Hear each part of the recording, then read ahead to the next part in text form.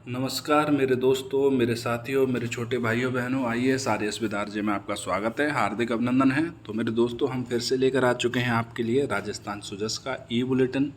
आपके एग्ज़ाम के लिए रामबाण औषधि है भैया, ये बहुत इम्पोर्टेंट है, ठीक है।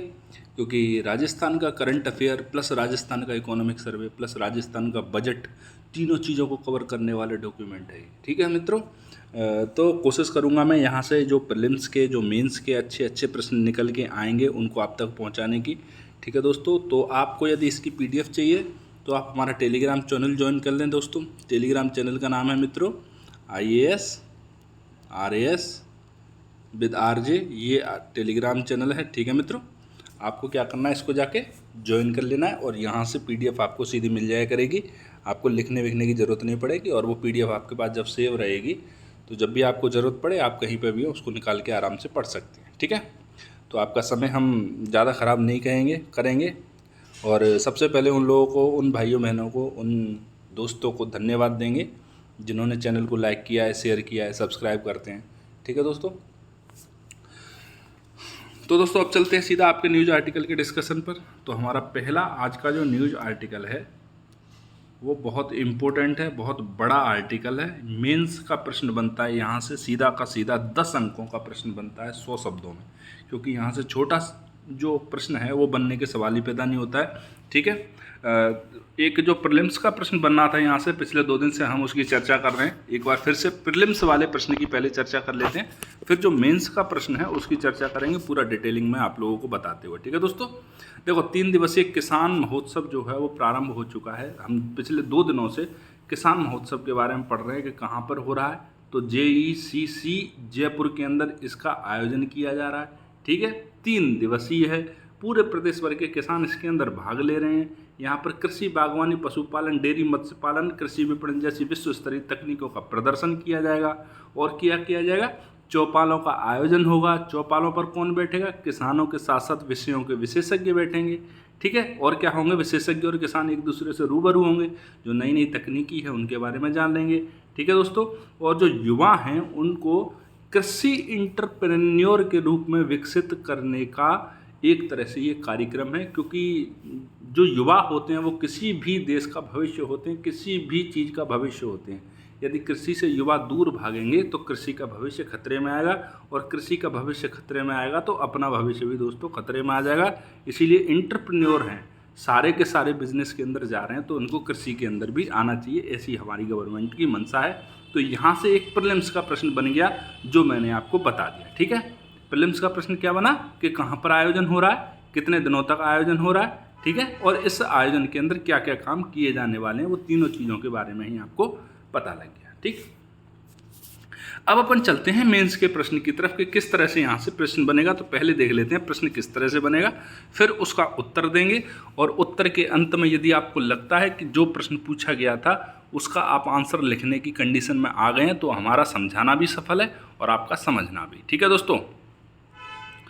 कृषि कल्याण एवं पशुपालन को बढ़ावा देने के राज्य सरकार के प्रयासों को उदाहरण सहित समझाइए, ये है प्रश्न।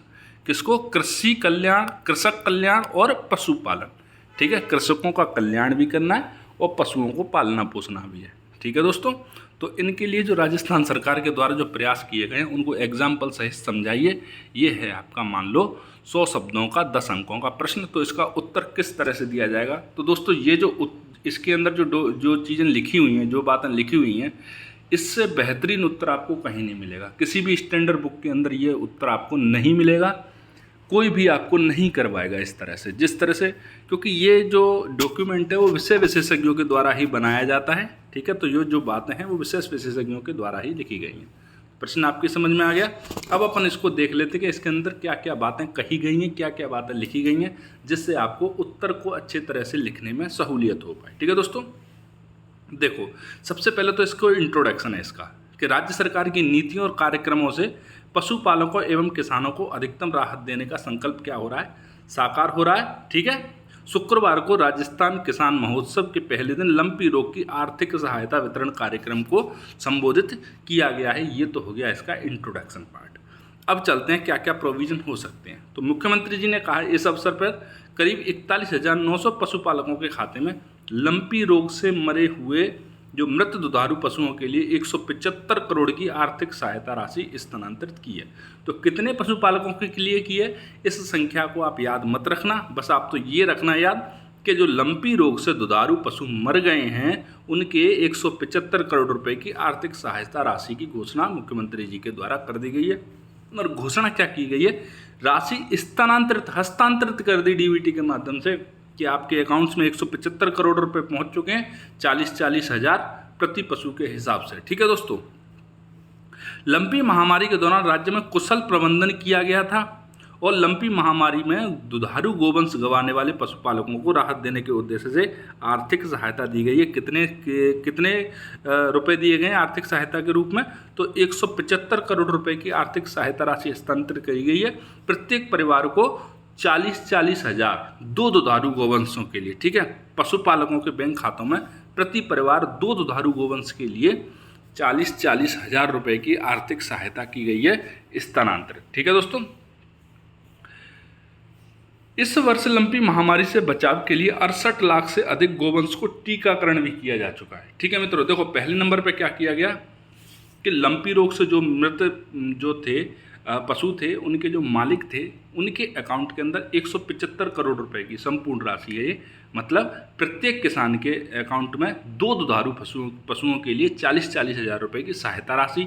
ठीक है, और लंपी महामारी के लिए क्या प्रबंधन किए गए थे वो, और तीसरा क्या कि अब आगे कोई भी बीमारी या महामारी इस तरह की ना हो इसके लिए लंपी टीकाकरण। ठीक है, तो आपकी समझ में आ रहा होगा किस तरह से गवर्नमेंट है वो पशुपालकों के लिए, पशुपालक जो कृषक है उनके लिए काम कर रही है। आप अपने क्वेश्चन से रिलेट करते चलना चीज़ों को साथ ही साथ। ठीक है मित्रों, प्रदेश में दूध के प्रति लीटर 5 रुपये का अनुदान, ठीक है, जो है आपकी कृषक संबल योजना है, प्रत्येक परिवार के 2 दुधारू पशुओं का प्रति 40 हज़ार रुपये से बीमा, मतलब 40 हज़ार रुपये की सहायता तो अलग से दी गई थी जो मरे हैं उनके लिए, लेकिन आगे इस तरह की चीज़ें दुर्घटना हो तो उस स्थिति में किसान पहले से तैयार रहे, तो उसके लिए 2 दुधारू पशुओं के लिए प्रति पशु के हिसाब से 40 हज़ार रुपये का बीमा भी किया गया है गवर्नमेंट के द्वारा।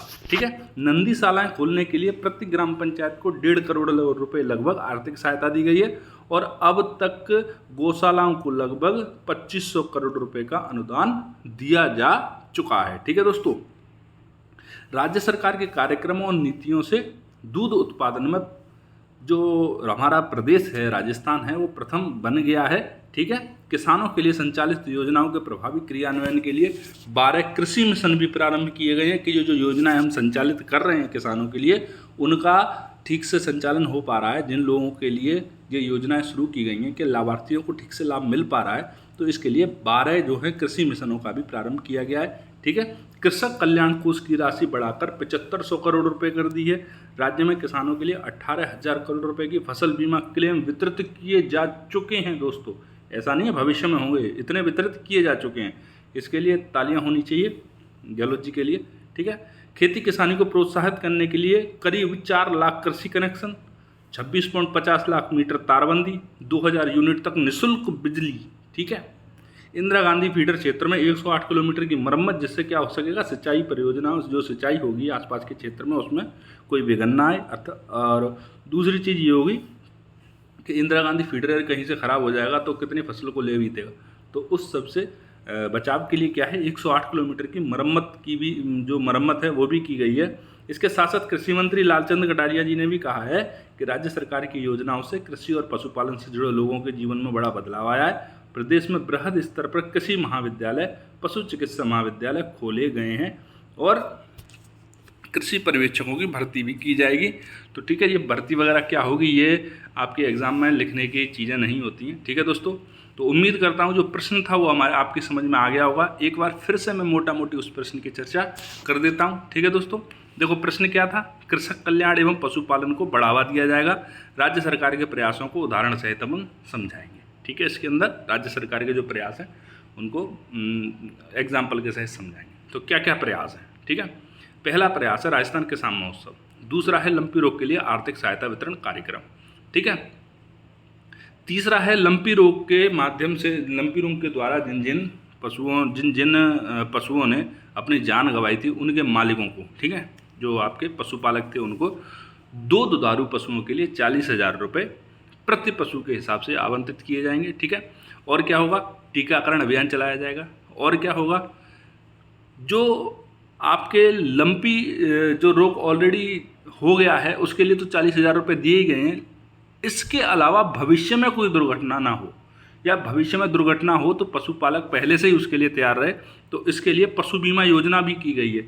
ये भी दो दुधारू पशुओं के लिए 40,000 रुपये प्रति पशु के हिसाब से की गई है। ठीक है दोस्तों, दूध मार प्रति लीटर 5 रुपये का अनुदान दूध पर दिया जाएगा। नंदीशाला खोली गई हैं। और क्या किया गया है, ये जो योजनाएं बनाई गई हैं किसानों के लिए उनका ठीक से क्रियान्वयन हो उसके लिए अलग से मिशन भी चलाए जा रहे हैं। कृषक कल्याण कोष की जो राशि है वो बढ़ा दी गई है।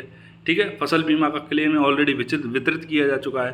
ठीक, 4 लाख कृषि कनेक्शन दिए जा चुके हैं खेती किसानी को प्रोत्साहित करने के लिए। तारबंदी की व्यवस्था है, निःशुल्क बिजली की व्यवस्था है, इंदिरा गांधी फीडर की मरम्मत भी हो गई सिंचाई आदि के लिए। प्रदेश में बृहद स्तर पर कृषि विश्वविद्यालय, पशु चिकित्सालय, महाविद्यालय भी खोले गए हैं। तो आप देख लो कितने सारे काम किए गए हैं जो हैं पशुधन को या फिर पशुपालन को राज्य में बढ़ावा देने के लिए। ठीक है मेरे दोस्तों, तो उम्मीद करता हूँ ये जो प्रश्न था उसके बारे में आपको क्लियरिटी बन गई होगी। तो यहाँ से पहले पृष्ठ से हमने पहला एक तो प्रीलिम्स का और एक मेंस का क्वेश्चन हमने यहाँ से तैयार किया है दोस्तों। ठीक है, अब चलते अपन थोड़ा सा और आगे देखते हैं क्या आया है। तो दूसरे में धन्यवाद दिया गया है गहलोत जी को। तीसरे पेज पर भी धन्यवाद दिया गया है, सारे लोग खुश हैं। देखो मुझसे देखो, हो तो कक्का जैसी होने तो ना हो। ये देखो कक्का इतने खुश हो गए कि डांस कर रहे हैं। ठीक, अब चलते हैं अपन अंतिम पृष्ठ पर। तो मेरे दोस्तों, आप सबको पता है कि राजीव गांधी ग्रामीण और शहरी ओलंपिक खेल खेले जा रहे हैं। सभी उम्र के लोग इसके अंदर भाग ले रहे हैं। ठीक है, 23 जून से अंतर्राष्ट्रीय ओलंपिक दिवस से इसकी शुरुआत की जा रही है और समाप्ति किस दिन होगी, समाप्ति इसकी होने वाली है अंतर्राष्ट्रीय खेल दिवस के अवसर पर। मतलब अंतर्राष्ट्रीय ओलंपिक दिवस 23 जून को शुरुआत होगी, अंतर्राष्ट्रीय खेल दिवस 29 अगस्त को इसका समापन होगा। ठीक है दोस्तों, तो इन दोनों योजना जो राजीव गांधी शहरी और ग्रामीण ओलंपिक जो है उसके बारे में हम कई बार चर्चा कर चुके हैं, 10 बार चर्चा कर चुके हैं। ठीक है दोस्तों, तो अभी हम इसकी चर्चा को यहाँ पर डिले करेंगे क्योंकि रोज़ रोज़ भी किसी चीज़ की चर्चा करना ठीक नहीं होता है। अभी यहाँ से हम इसको डिले करेंगे, लेकिन जैसे ही आप ये जो प्रतियोगिता है वो समापन की ओर बढ़ेगी और आपके एग्ज़ाम के लिए इम्पोर्टेंट फैक्टें इसमें से निकल के आएंगे, तो सारी चीज़ों को हम एक बार फिर से कवरेज देंगे। अभी आपका समय ख़राब करने का कोई मतलब नहीं है। ठीक है मेरे मित्रों, हम चलते हैं जो मतलब की चीज़ है वहाँ पर। ठीक है, तो मतलब की चीज़ है यहाँ पर, ये बहुत इंपॉर्टेंट न्यूज़ है। इतनी इंपॉर्टेंट न्यूज़ है दोस्तों, अगर कि मैं एग्जामिनर होता तो यहाँ से आपसे ज़रूर प्रश्न पूछ लेता। मैं आपको बताऊँ, वैसे मैं एग्जामिनर वगैरह क्या कुछ भी नहीं हूँ, मैं अपनी कोई औकात कोई विसात नहीं है, लेकिन फिर भी अगर मैं एग्जामिनर होता तो यहाँ से आपसे प्रश्न पूछता। पवन ऊर्जा में राजस्थान प्रथम पुरस्कार से सम्मानित। ठीक है दोस्तों, तो राजस्थान को पवन ऊर्जा के क्षेत्र में प्रथम पुरस्कार से सम्मानित किया गया है। यह सम्मान केंद्र सरकार के नवीन एवं नवीकरणीय ऊर्जा मंत्रालय के द्वारा दिया गया है। तो 2 प्रश्न हो गए प्रीलिम्स के, कैसे कौन से पुरस्कार से प्रदान किया गया है, तो प्रथम पुरस्कार प्रदान किया गया है। किसने प्रदान किया है, तो नवीन एवं नवीकरणीय ऊर्जा मंत्रालय केंद्र सरकार के द्वारा। कब प्रदान किया गया है, तो ग्लोबल वाइंड डे के अवसर पर जो 15 जून को मनाया गया था।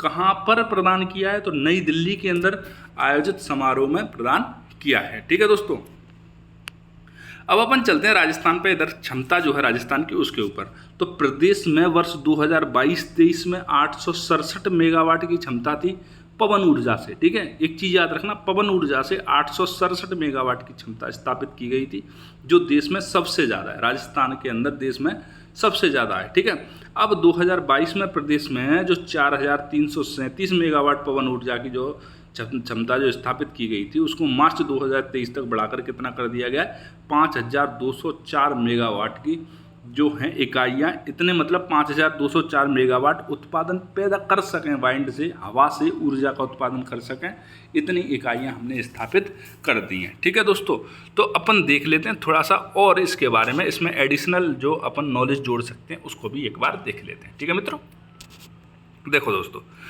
राजस्थान में पवन ऊर्जा की क्षमता कितनी है, तो 127.75 गीगावाट। अगर हम सीधी सीधी बात करें तो 127 गीगावाट की क्षमता है। ठीक है, और हमारी अधिष्ठापित क्षमता कितनी है मार्च 2023 तक, तो 5204 मेगावाट। ठीक है, कितनी कम है। एक तरफ 127 गीगावाट और एक तरफ 5204 मेगावाट। अब आप देख लो कितनी सारी संभावनाएं। अब राजस्थान के अंदर पवन ऊर्जा संयंत्र कौन कौन सी जगह स्थापित हैं उनको भी अपन एक बार देख लेते हैं, क्योंकि आपसे प्रश्न यहाँ से बन सकता है। ठीक है मित्रों, देखो अमर सागर जैसलमेर के अंदर पहला वायु ऊर्जा संयंत्र लगाया गया था। कौन सी जगह? अमर सागर जैसलमेर के अंदर पहला लगा था। उसके बाद देवगढ़ में लगा, प्रतापगढ़ में, फलौदी जोधपुर के अंदर, सोड़ा बांधना जैसलमेर के अंदर, आकल जैसलमेर के अंदर। अब आकल से आपको एक चीज़ याद आई होगी, आकलवुड फोसिल पार्क याद आया, आकलवुड फोसिल पार्क समझ में आ गया होगा आपके क्या कहना चाह रहा हूँ मैं। अब आप एक बात बताओ मुझे कमेंट सेक्शन में जाके कि आकलवुड फोसिल पार्क है उसका जो निर्माण हुआ था वो किस काल में हुआ था। ठीक है, वैसे मैं वीडियो का जब अंत करूँगा तो उसके बारे में बताऊँगा आपको कि आकलवुड फोसिल पार्क है वो किस काल का है। ठीक है, अगर आपको पता हो तो आप कमेंट सेक्शन में जाके एक बार ज़रूर बताएं। ठीक है, बड़ा बाग है जैसलमेर, ये निजी क्षेत्र का पहला है। राजस्थान के अंदर पहला वायु ऊर्जा संयंत्र अमर सागर जैसलमेर के अंदर, और पहला निजी क्षेत्र का वायु ऊर्जा संयंत्र वो है बड़ा गांव, वो भी जैसलमेर के अंदर ही है। तो दोस्तों उम्मीद करता हूं कि वायु ऊर्जा के बारे में जो इम्पोर्टेंट जानकारी थी और जो एडिशनल जानकारी हो सकती थी हमने आपको प्रदान की, ठीक है, प्रोवाइड करवाई। तो उम्मीद करता हूं आपकी समझ में ये न्यूज आर्टिकल आ गया होगा। इधर विपर्जयों से बचने के प्रशासन के अलर्ट चल रहे हैं जोधपुर में, उससे कोई मतलब नहीं है एग्ज़ाम का। दलित आदिवासी उद्यम प्रोत्साहन योजना जो है शिविर है वो 22 जून को लगाया जा रहा है, इसका भी आपसे कोई लेना देना नहीं है, एग्ज़ाम में यहाँ से प्रश्न नहीं बनेगा। अब देखो दोस्तों, महाराष्ट्र के जो स्वास्थ्य अधिकारी हैं उनका दल है राजस्थान के दौरे पर, और राजस्थान का हेल्थ मॉडल है वो बहुत बेहतरीन है, ऐसा उन लोगों ने कहा है। जो महाराष्ट्र सरकार का स्वास्थ्य अधिकारियों का एक दल है उसने कहा है कि राजस्थान का जो हेल्थ मॉडल है वो बहुत बेहतरीन है। तो यहाँ से एक प्रीलिम्स का छोटा सा प्रश्न बन जाता है आपसे। ठीक है, वैसे तो बड़े क्वेश्चन में भी आप इस इन्फॉर्मेशन का इस्तेमाल कर सकते हो, लेकिन फिर भी एक छोटा सा प्रश्न बन जाता है। तो पहले हम प्रश्न देखते हैं, फिर हाईलाइटेड एरिया को आपको पढ़ के सुनाएंगे या समझाएंगे तो आपकी समझ में आ जाएगा कि यहाँ से आंसर किस तरह से निकलेगा। राजस्थान के हेल्थ मॉडल पर टिप्पणी कीजिए। अगर 50 शब्दों में लिखने के लिए आ जाता है तो जो कीवर्ड होते हैं बहुत शानदार मिलेंगे आपको यहाँ से। देखो, राजस्थान में लागू किए गए शिक्षा का अधिकार कानून, मुख्यमंत्री चिरंजीवी स्वास्थ्य बीमा योजना, निःशुल्क ओपीडी आईपीडी सेवाओं के बारे में विस्तृत जानकारी किसने ली थी? महाराष्ट्र सरकार से आए हुए जो दल आया था उसने। ठीक है, अब आपके एग्जाम के लिए यहाँ से किस तरह से बनता है, जब आप सरकार की उपलब्धियाँ बताएंगे उस जो आप एग्जाम्पल्स देंगे उसमें आप एग्जाम्पल के फॉर्म में लिखेंगे स्वास्थ्य का अधिकार कानून बनाने वाला देश का प्रथम राज्य कौन सा बना? राजस्थान। मुख्यमंत्री चिरंजीवी स्वास्थ्य बीमा योजना के बारे में आप बताएंगे, फिर निःशुल्क ओपीडी आईपीडी सेवाओं के बारे में एग्जाम्पल के साथ बताएंगे। ठीक है, आप राजस्थान के जो हेल्थ मॉडल है उस पर टिप्पणी कर रहे हैं। टिप्पणी का मतलब होता है आपको कमेंट करना है बार बार कि ये चीज़ ठीक है, उसका एग्जाम्पल ये चीज़ ऐसी हुई, उसका एग्जाम्पल ये। ठीक है दोस्तों, फील्ड विजिट के दौरान उन लोगों ने क्या क्या देखा था? जो NHM गतिविधियाँ, अस्पताल, स्वास्थ्य केंद्रों का प्रबंधन, निःशुल्क दवा और जांच योजना, ई उपकरण, रेफरल परिवहन थे, जो जननी एक्सप्रेस थी, ममता एक्सप्रेस थी, उस तरह की गतिविधियों को भी देखा। और इसको देखकर वो लोग दांतों तली उंगली दबा गए कि भाई कोई राज्य इतनी सुविधाएं मेडिकल की कैसे दे सकता है अपने नागरिकों को, जो कि राजस्थान सरकार ने गहलोत जी की यहाँ पर भी बहुत बेहतरीन तारीफ होनी चाहिए मेरे हिसाब से। तो दोस्तों तालियां बजानी चाहिए कि स्वास्थ्य के क्षेत्र में गहलोत जी ने बहुत शानदार काम किया है। ठीक है मेरे मित्रों, तो यहाँ से टिप्पणी किस तरह से की जाती है और टिप्पणी करने के लिए क्या क्या एग्जाम्पल्स होते हैं वो आपको मिले होंगे। ठीक है मेरे मित्रों, आप इस प्रश्न का एक बार उत्तर लिख के देखना। ठीक है, क्योंकि आपसे बहुत सारे प्रश्न इसी तरह के पूछे जाएंगे, हेल्थ से, एग्रीकल्चर से, इस तरह के जो प्रश्न आते हैं वो करंट अफेयर से रिलेटेड आते हैं। आप हेल्थ एग्रीकल्चर वगैरह को पुराने डॉक्यूमेंट्स से पढ़ते रहना, तो कोई मतलब नहीं है उस चीज़ों का। ठीक है मेरे मित्रों, और एक छोटी सी इन्फॉर्मेशन है, हालांकि आपके एग्ज़ाम में मुझे नहीं लगता ये पूछी जाएगी, लेकिन फिर भी चलते चलते आपको बता देते हैं कि प्रदेश के 4 राजकीय चिकित्सा संस्थानों को गुणवत्ता प्रमाण पत्र मिला है। ठीक है, तो आप बोलोगे सर ये तो अच्छी बात है, गुणवत्ता प्रमाण पत्र मिला है, कौन कौन से को मिला है, अपन उसका नाम पढ़ लेंगे, प्रीलिम्स में पूछेगा तो उत्तर दे देंगे।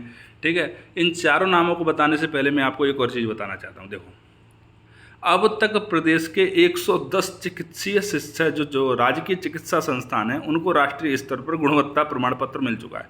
110 राजकीय चिकित्सा संस्थानों को। अब आप बताओ किस किसका नाम रटोगे, लेकिन फिर भी मैं आपको बता देता हूँ, ये बहुत लेस इंपॉर्टेंट थी, ठीक है, अंडररेटेड न्यूज़ थी, इसका मतलब नहीं था, लेकिन फिर भी मैंने आपको सोचता, ये आप अगर एग्जाम्पल यहाँ से निकाल के अगर आपने मेंस के आंसर में डाल देंगे तो वहाँ आपको फ़ायदा होगा। तो राज्य के जो प्राथमिक स्वास्थ्य केंद्र हैं उनमें है एक जुलमी कोटा के अंदर, सामुदायिक स्वास्थ्य केंद्र है आपका संगरिया हनुमानगढ़ में, शहरी PHC RTO ऑफिस सीकर के अंदर, और सागरपाड़ा है धौलपुर के अंदर। यहाँ पर भारत सरकार के NAQS प्रोग्राम के तहत गुणवत्ता प्रमाण पत्र दिए गए थे, ठीक है। NAQS प्रोग्राम क्या है मैं आपको मोटा मोटी शब्दों में बता दूं, क्योंकि यहाँ पर भी उतनी अच्छी इन्फॉर्मेशन नहीं थी NAQS प्रोग्राम के बारे में कि आपसे कहीं पूछ सके। तो NAQS प्रोग्राम का मतलब है कि राष्ट्रीय स्तर पर क्या करते हैं, विभिन्न अलग अलग जो चिकित्सकीय संस्थान है वहाँ पर टीम जाती है, वहाँ पर सर्वेक्षण करती है और देखती है कि वहाँ पर महिलाओं के लिए, प्रसूताओं के लिए किस प्रकार की सेवाएं उपलब्ध हैं, वहाँ पर प्रबंधन किस तरह का है, वहाँ पर स्वास्थ्य स्वच्छता है वो किस तरह की है। तो ये सारी चीज़ों को मिलाकर एक पुरस्कार दिया जाता है। तो उसके लिए एक प्रोग्राम आयोजित किया जाता है, एक कार्यक्रम का आयोजन किया जाता है। इस कार्यक्रम का ही नाम है दोस्तों NAQS प्रोग्राम, ठीक है। और इसी प्रोग्राम के अंदर क्या दिए जाते हैं, गुणवत्ता प्रमाण पत्र दिए जाते हैं, ठीक है मेरे मित्रों। तो आपको एक जो मेंस के लिए एक अप्रोच होती है वो यहाँ से आपकी समझ में आई होगी। हम अगर राजस्थान के हेल्थ मॉडल पर टिप्पणी करेंगे तो ये दोनों न्यूज़ मिलके एक बहुत अच्छा आंसर आपके लिए बनाती हैं, ठीक है दोस्तों। और आप आंसर राइटिंग की प्रैक्टिस लगातार करते रहा करो, एक दो प्रश्न आप लिखते रहो, नहीं तो आप कितना भी पढ़ लोगे पेन नहीं चलने वाला है। जिस तरह से किताब में पढ़ के कभी कोई फुटबॉल खेलना नहीं सीखता, उसी तरह से किताबों को सिर्फ पढ़ने से आप आंसर राइटिंग नहीं सीख पाएंगे, ठीक है। तो मेरे प्यारे भाइयों बहनों, तो मेरे दोस्तों, आज का न्यूज़ आर्टिकल डिस्कशन होता है हमारा यहीं पर समाप्त। 3 न्यूज़ थी, तीनों की तीनों बहुत अच्छी थी, ठीक है मेरे मित्रों। तो अब आपसे मिलते हैं हम नई वीडियो में। अगर आपको वीडियो अच्छा लगे तो चैनल को लाइक करें, शेयर करें, सब्सक्राइब करें, ठीक है। नई इन्फॉर्मेशन के साथ आपसे मिलेंगे, तब तक के लिए जय हिंद, जय भारत।